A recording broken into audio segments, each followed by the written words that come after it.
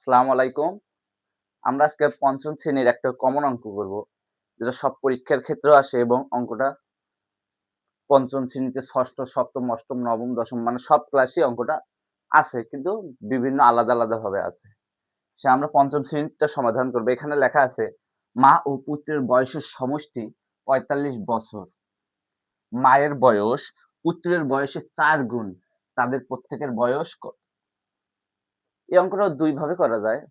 ১ম এ একটা আমরা ধরে নিয়ে করতে পারি। আরেকটা হচ্ছে খুব সহজেই করা যায়, যেটা হচ্ছে এখানে লেখাই আছে যে মায়ের বয়স পুত্রের বয়সের ৪ গুণ। মায়ের যদি পুত্রের চাইতে ৪ গুণ হয়, মায়ের কি লিখতে হবে? মা ও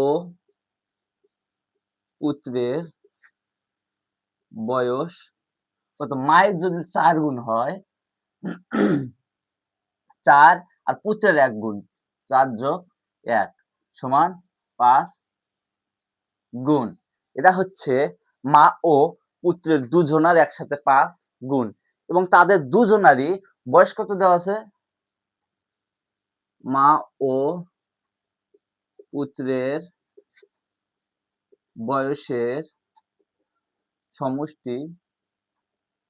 সমষ্টি আছে ৪৫ বছর। এটাকে আমরা যদি এই ৫ গুণ দিয়ে ভাগ দেই, তাহলে আমরা কার বয়স পাবো? ৯ বছর। এটা হচ্ছে পুত্রের বয়স। কারণ পুত্রের ১ গুণ, মায়ের হচ্ছে ৪ গুণ। তাহলে যদি ১ গুণ ৯ হয়, তাহলে এটা পুত্রের বয়স ৯ বছর। এখন ১ গুণ যদি ৯ বছর হয়, এখন পুত্রের চাইতে মায়ের বয়স ৪ গুণ বেশি। অতএব মায়ের বয়স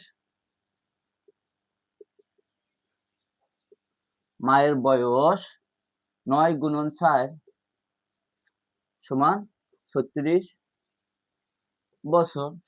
এটাই নির্ণয়ের উত্তর। তাহলে আমরা মার বয়স পাইছি ৩৬ বছর এবং পুত্রের বয়স পাইছি ৯ বছর।